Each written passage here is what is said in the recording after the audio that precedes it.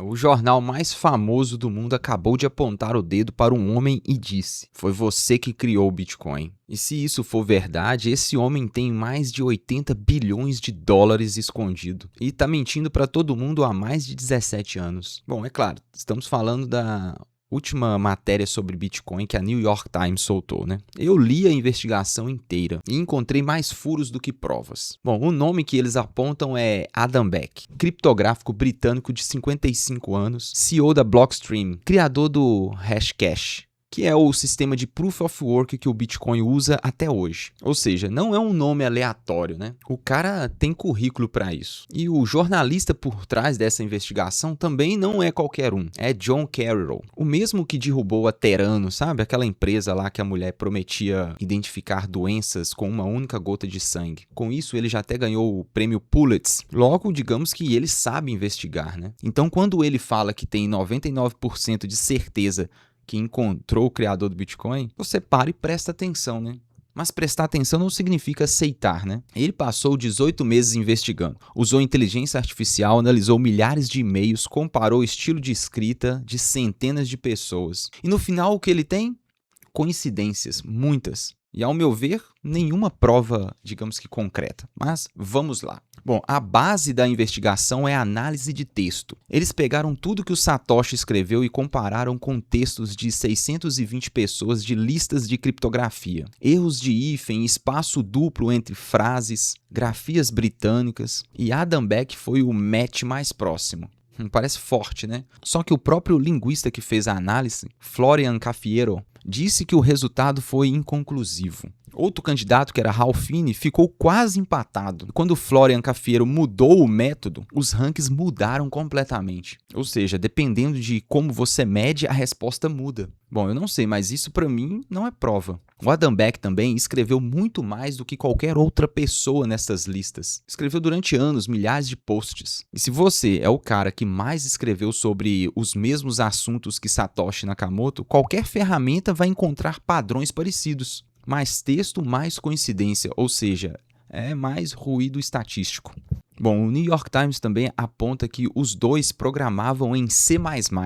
Parece mais uma conexão, só que não. Um desenvolvedor chamado Graham foi lá e comparou o código de verdade. Não a linguagem ou estilo, e não se parecem em nada. Ou seja, no fundo, a linguagem, a escrita de Adam Back ainda é bem diferente da de Satoshi Nakamoto quando falamos em questão de linhas de código. Adam Back programa como um acadêmico de Unix.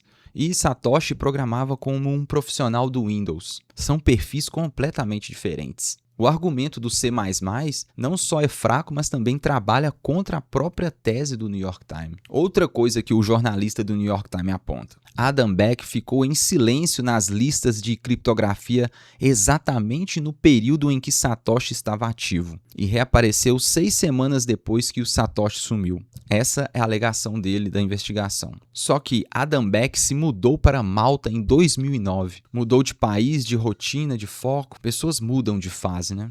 E, aliás, isso levanta outro problema na tese do New York Times. Quando você analisa os horários em que o Satoshi postava, ele quase nunca aparecia entre 6 e 11 da manhã, no horário de Londres. O padrão aponta para alguém em Londres ou nos Estados Unidos. Em Malta, o fuso horário é bem diferente, então não bate. Além do que, o bloco Gênesis do Bitcoin, o primeiro bloco minerado em 3 de janeiro de 2009, tem embutido uma manchete do The Times de Londres, uma edição impressa, essa daí, ó. Alguém comprou aquele jornal físico naquele dia, em Londres, numa banca qualquer de esquina. Já em Malta, achar esse jornal no mesmo dia da publicação realmente seria necessário muita sorte. Então, provavelmente, Satoshi estava em Londres. Mas aí o New York Times vai mais longe. Existem e-mails de agosto de 2008 onde Satoshi escreveu para Adam Back como um desconhecido, pedindo para conferir a citação do Hashcash do white paper do Bitcoin. Bom, o jornalista investigador John Carreyrou sugere que Adam Back escreveu esses e-mails para si mesmo, como disfarce. Mas pensa comigo.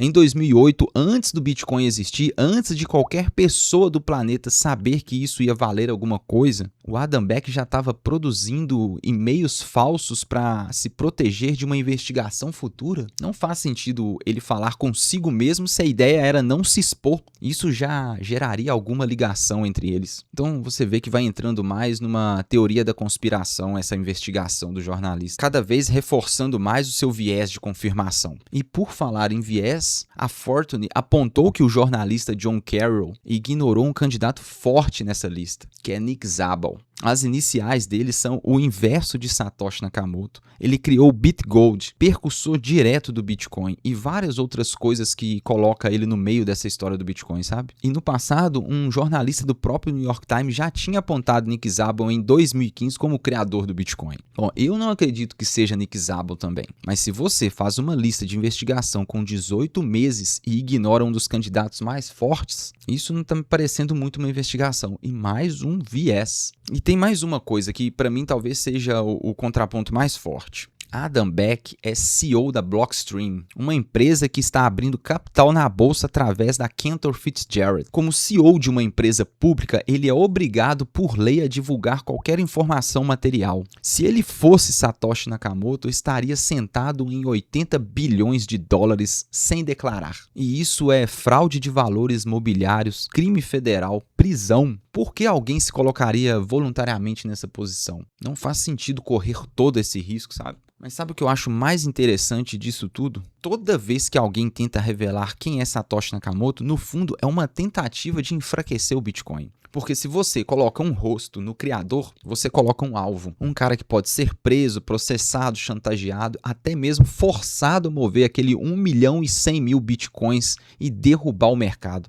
Ao menos no primeiro momento, sabe? E o Bitcoin foi desenhado para não precisar de um líder. Essa é a sua essência. E o fato de não sabermos quem é Satoshi é talvez a maior prova de que ele entende isso melhor do que todo mundo. Bom, Satoshi já pode ter até morrido, mas mesmo que esteja vivo em algum lugar lendo esse artigo do New York Times e dando risada, eu torço para que a gente nunca descubra quem é ele.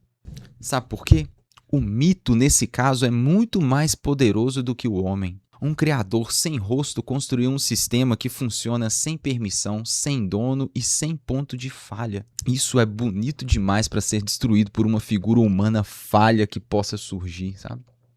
Agora, se um dia alguém quiser me provar que é o Satoshi, o caminho é muito simples. Pega a chave privada, assina uma transação de uma das carteiras dele e não só eu, mas o mundo inteiro vai saber em 10 segundos que ele é o Satoshi de fato. Mas até lá, somos todos Satoshi. Bom, essa foi toda a minha ideia e todos os meus questionamentos em cima dessa declaração do New York Times, que meio que movimentou o mundo do Bitcoin nesses últimos dias. Se você concorda comigo ou não concorda, deixa aí nos comentários, vai ser legal ver a sua opinião e te responder a respeito disso. E no mais, se você quer minha ajuda para entender um pouco mais sobre Bitcoin de verdade, se inscreva aqui no canal. Toda semana eu te mostro o que importa sobre o Bitcoin e assuntos do momento relacionado a ele. E me segue também lá no Instagram, lá eu posto conteúdo todos os dias. Bom, eu sou o James Silva e te vejo no próximo aqui, ó. Até mais.